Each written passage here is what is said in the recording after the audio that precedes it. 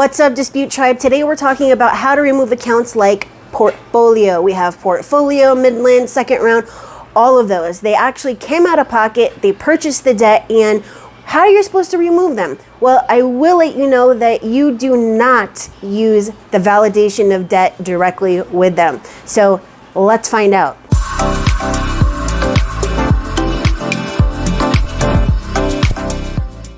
Okay, so you're probably asking yourself, well, if I can't use the validation of debt method, then how the heck am I going to remove this account?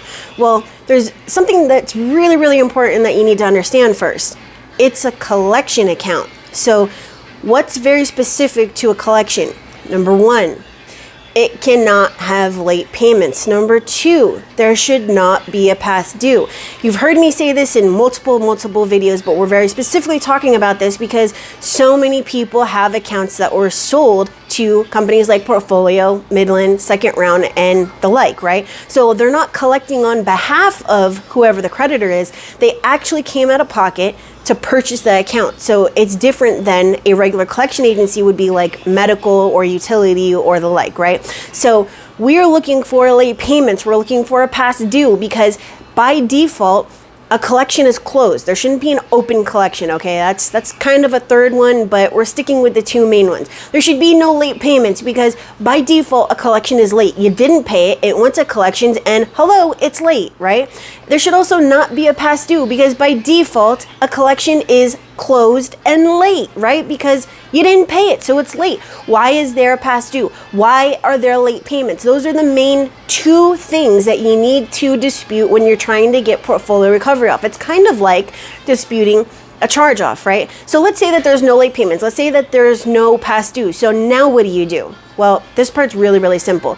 Dispute it like it's a charge off. You're looking for the date last active, the date last paid, the payment status details. You're looking for, are the balances the same, and so, et cetera, right? And then after you disputed, maybe let's just say 2 rounds, now you're looking for the notice of dispute. Did they put the required notice of dispute pursuant to section 623? No? Okay, it's a violation, okay? So please remember, number one, you are not using the debt validation directly with portfolio. You don't want to go, here I am, I'm trying to clean up my life, sue me, okay?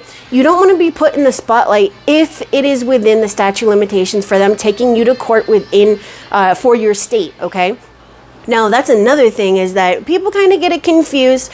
There's a statute of limitations for the state, and there's a statute of limitations for your credit report. The credit report statute of limitation is the same no matter where you are at. However, the statute of limitations for your state is different by state. So I'm in Nevada. Let's just say it's 4 years here. California is 4 years. New York is 4 years. Wisconsin is either like 10 or 15. That means that they can come after you for 10 to 15 years, whichever one is relevant, for the debt, okay? But here, they can only come after you for 4 years, right? So that's what I'm talking about, that it is different per se. So one of the important things that you need to remember is that if you are going to dispute directly with a collection agency or a debt buyer, now with a debt buyer, I do not recommend it. I do not do it for my clients, but I can't force you to pay attention and listen to me, but you want to listen to this.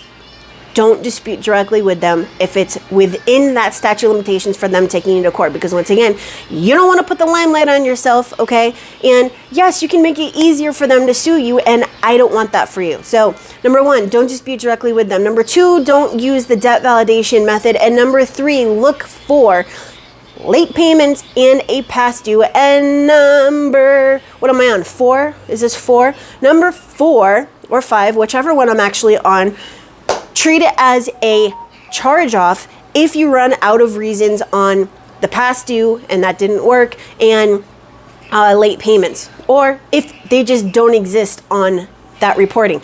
Now, another thing that you will want to pay attention to is where you are pulling your credit report from, okay? So I have all of my clients, literally every single client that I have uses Identity IQ. It is a requirement for the program. Why? Why do I require something when, if I didn't care about results, I'd let them use whatever they want, right? I'd let them use Credit Karma and Credit Check Total and Experian and Credit Sesame and all that kind of stuff. It would save them money, but they'd have to pay me more. Why? Because it would be manual work. I'd have to compare a bunch of different reports against each other. There wouldn't be the actual information that I need to get them the results, right? There wouldn't be the date last active, the date last paid, payment status details, all that kind of stuff. And that means I wouldn't be able to use factual-based disputes. Okay, factual-based disputes is the only way that you should be disputing. You should not be sending out templates. You should not be using blanket disputes. You should not be saying not mine. You should not be using identity theft. You should not be doing online disputes, and you should not be putting yourself in a position to have to do this for 12 months to 5 years. So to make sure that you are actually getting the information that you need to get the best results, use Identity IQ. Now, I will, as a side note, let you know that I am an affiliate with them, but what's $1, okay? I use it because it gives me the information that I need to get my clients the results. So if you want to check out your report on Identity IQ, if you're doing this yourself and you want to continue disputing the right way, or you want to start disputing the right way, then the link is down in the description. I will let you know that you must copy and paste it to your browser. If you click directly on it, you're going to get an error. I don't know why. I asked them, doesn't matter. Copy and paste to your browser. Find out what your report looks like when you are able to see all 17 aspects of your account, right? And yes, that is my little guy, all right? So what I want you to do is go look at your credit report and find out if you have late payments on your collections, and if you have past dues on your collections, or if you have limits on your collections, and et cetera, okay? So this should give you a newfound spark or hope that you'll be able to get your accounts off. These are very, very difficult, all right? And let me just pause this because my little guy is obviously complaining. Okay, I am back. Make sure that when you look at your credit report, you are looking at all aspects of your account for removal, all right? So what this means is that look at it on Identity IQ, or even Smart Credit for that matter, all right? Make sure that you're using factual-based disputes. Make sure you're not using templates. And if you have Portfolio or Midland or any of those, that the very first two things that you look for are past due and late payments. If they're there, dispute them. If they're not, treat it as a charge-off, okay? The one thing I don't want you to do is to say, oh, I don't have a contract with you. That means that you have to remove this account. No, they don't have to remove it because you don't have a contract with them. There would be no debt collection industry if you were supposed to have a contract with them, okay? So you need to dispute these things the right way. Just because you think you're supposed to dispute something as such, it doesn't mean that it's going to get you any results or that it actually exists like that, okay? So please listen to me when I tell you how to dispute something, because I'm telling you from personal experience because I get the results.